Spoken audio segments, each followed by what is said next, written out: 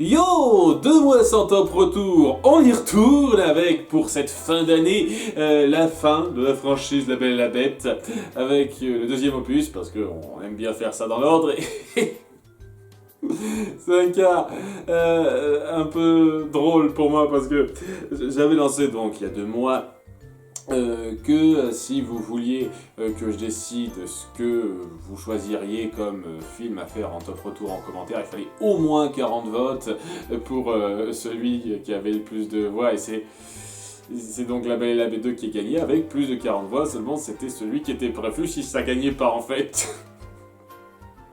Donc comment je suis censé prendre ça? Si vous ne votez pas 40 voix pour un certain film dans les commentaires, je ne ferai pas gaffe à ce que vous aurez voté et je traiterai La Belle et la Bête 2 comme c'est prévu sur la liste que j'avais faite la dernière fois. Et pour me prouver que vous ne voulez pas exactement ça, c'est ce film-là qui gagne dans vos commentaires. Ok. Ça veut dire quand même que vous vous intéressez à ce que je prenne en compte vos avis en commentaire pour le prochain top retour. C'est un peu ce que j'en retire dans l'absolu, mais ça fait quand même drôle. Je vous cache pas que ça fait quand même bien drôle, hein. Donc, La Belle et la Bête 2, comme vous l'avez voulu, comme je l'aurais fait quoi qu'il arrive. On va reparler de ces résultats à la fin. Et ouais, ça vaut pas la nullité du troisième film, mais ça reste une très mauvaise suite Disney Toon, hein. Ah, facilement dans le bas du panier. C'est juste que oui, c'est facile de voir ce film à la hausse quand il y a la suite qui est nulle à chier à côté, mais ça reste vraiment bas de plafond, très mal pensé sur beaucoup de points, et avec pas beaucoup de choses bien à dire dessus. Je vous cache pas que j'ai un petit peu bataillé pour trouver un 5e point, parce que c'était un peu difficile, mais j'ai réussi à trouver ça de justesse, donc c'est parti. En avant pour le top 5 du meilleur de La Belle et la Bête 2, le Noël enchanté. Maintenant que j'y pense, ça tombe plutôt à point nommé ça. Lorsqu'il faut que l'on aime, c'est sans problème. Numéro 5, des concepts de personnages. Les personnages en soi sont pas si géniaux que ça, mais dans leur concept, ils promettent pas mal de choses. Un concept ne fait pas tout, l'exécution doit suivre, sinon c'est pas si génial que ça. Petite parenthèse, je trouve que les gens ont tendance à de plus en plus louer les mérites d'une idée sans jamais vraiment développer en quoi son exécution est bonne, alors que pour moi c'est vraiment important. Et donc ouais, c'est très mal fait, ce sont des personnages imbuvables parce que ils sont pas bien mis en scène, mais dans l'idée j'aime beaucoup ces 3 nouveaux personnages qu'on nous incorpore. Angélique, c'est-à-dire la blasée, qui a fini par un petit peu laisser tomber cette idée de retourner à la vie réelle avec ce qui s'est passé, et qui doit un petit peu retrouver courage. C'est très mal foutu parce que sa transition est mal faite et en plus elle est mal doublée, donc c'est mal fichu, mais dans l'idée j'aime beaucoup et j'avoue qu'elle a un bon design, je reconnais ça. Il y a Fifre, quelqu'un qui est totalement rabaissé par ses pairs, plutôt son père, qui le voit de haut, car il veut avoir une valeur en dirigeant quelque chose en musique, en montrant qu'il est capable. Et à cause de ça, il essaye de suivre cette espèce de maître sur lequel il se repose pour essayer d'avoir un peu ce moment de gloire. Malheureusement, bien entendu, c'est frivole et c'est une mauvaise chose puisqu'il n'aura clairement pas ce qu'il lui donnera, mais c'est très bon dans l'absolu, et le principe même de lui donner son petit concerto à la fin, ça aurait pu être joli si le personnage n'avait pas été un guignol stupide.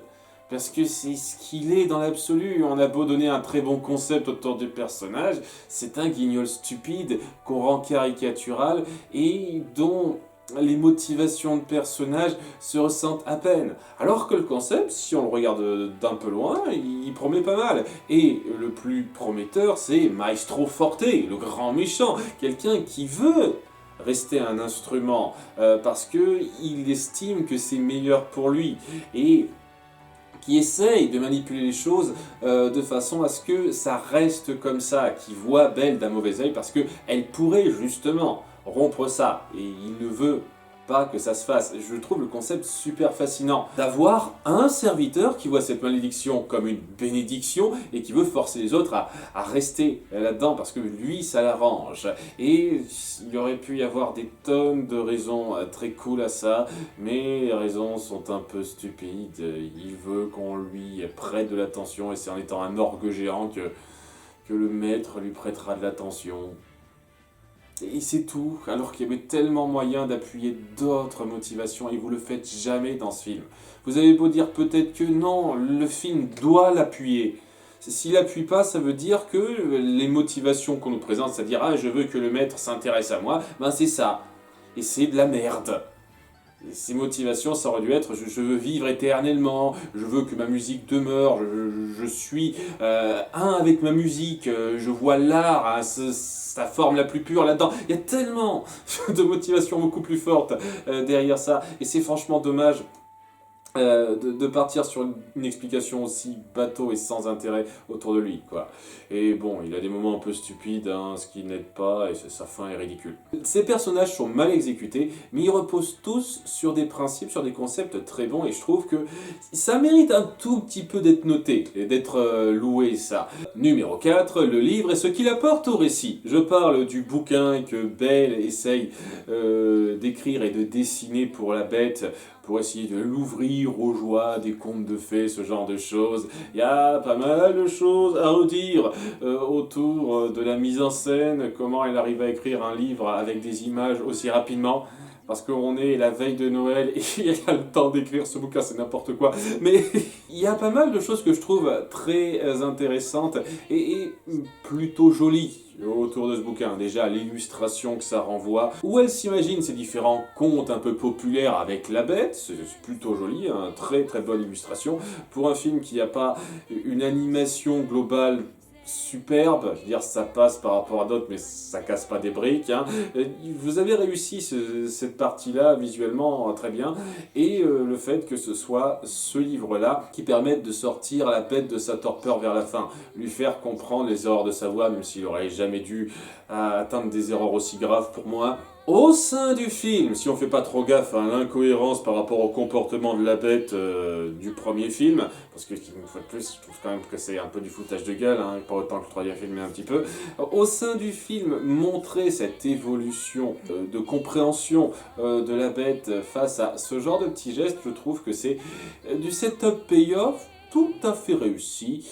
Vraiment intrinsèquement. Numéro 3, les chansons de Belle et Angélique. Oh, qu'il y aura l'espoir. Vraiment seulement celle-là. Parce qu'il y a une moitié des chansons qui sont dégueulasses dans ce film. Vraiment, hein. C'est l'une des pires BO, si je fais vraiment la qualité générale, moyenne, c'est l'une des pires BO d'un film animé Disney. En comptant tous les films Disney Toon, hein, vraiment. Insupportable une moitié des chansons, mais l'autre moitié, quand c'est Belle qui chante toute seule, ou à la fin quand elle chante avec Angélique, déjà on voit qu'il y a un vrai talent vocal derrière, on a affaire à des chanteuses de talent, et il y a une vraie beauté dans l'air.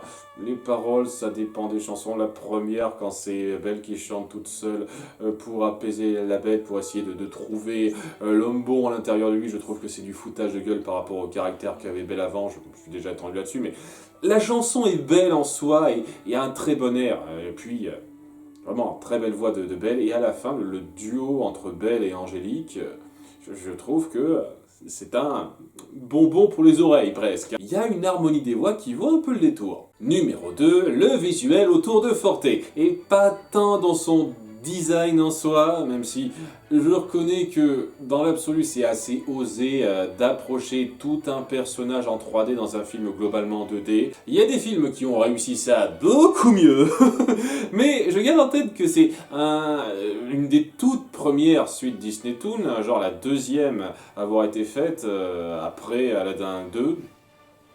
Donc quand même, faire un personnage en 3D aussitôt, j'avoue que je salue l'effort osé de l'approche, et c'est surtout pour tout ce qui est illustration de sa musique que je trouve ça assez magnifique à voir. Je trouve ça super créatif, cette façon de montrer son humeur à travers sa musique et comment il essaye un petit peu d'utiliser ça comme une arme. Cet air est-il assez joyeux pour vous, mon maître?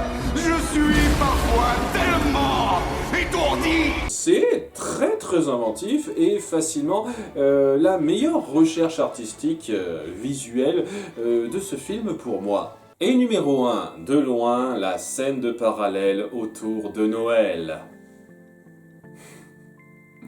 Je me suis penché dessus dans mon top 10 des meilleures scènes de Disney Toon. Et oui, je vais me répéter, puisque j'en ai parlé dans le film et dans ce top 10, mais c'est magnifique.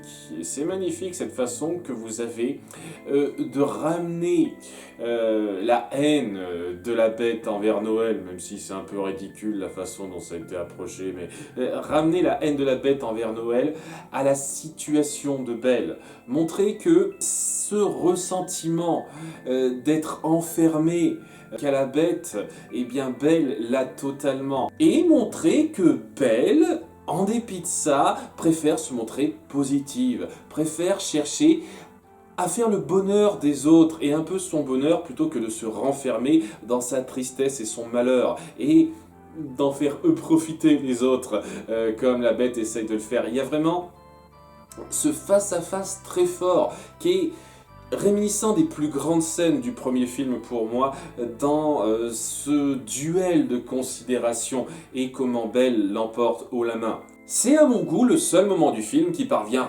réellement à illustrer la persévérance de Belle et la mentalité torturée de la bête dans leur situation. Et rien que pour ça, ça mérite d'être vu. Je vous recommande pas une seule seconde de regarder La Belle et la Bête 2, sauf si vraiment vous avez une curiosité morbide là-dessus, mais s'il y a bien un moment que je vous conseille de voir, une scène comme ça, toute seule, indépendamment, c'est celle-là.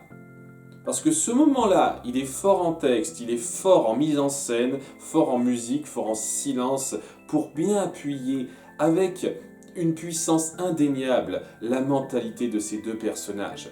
Et je vous cache pas que à chaque fois que je repense à ce film et comment il traite en gaminerie la quasi-totalité de ses propos et de ses développements, tomber sur une scène de cette qualité d'écriture-là, de cette profondeur-là, c'est incroyable. Je trouve que c'est un exploit extraordinaire qui mérite franchement d'être noté. En tout cas, voilà qui termine cette liste, j'espère que ça vous aura plu comme d'habitude, et pour la prochaine fois, oui on va faire comme la dernière fois. Ce coup-ci, je vais soit poursuivre par le numéro 3 du dernier sondage que j'ai lancé par rapport au top retour, soit vous votez en commentaire suffisamment pour un autre film pour que je choisisse, soit ce sera celui-là. Soit vous voterez massivement en commentaire pour ce même film qui est sur la suite de ma liste, on verra bien. Parce que là, ce que vous avez fait en votant massivement pour La Belle et la Bête 2, c'est juste de reporter ce que j'avais lancé la dernière fois en fait. Donc on va voir si ça accroche encore pour ça. Donc 40 votes une fois de plus. Si le vainqueur de vos choix en commentaire a plus de 40 votes, c'est celui-là que je déciderai de faire. Je vous remercie d'avoir suivi, à très bientôt, au revoir.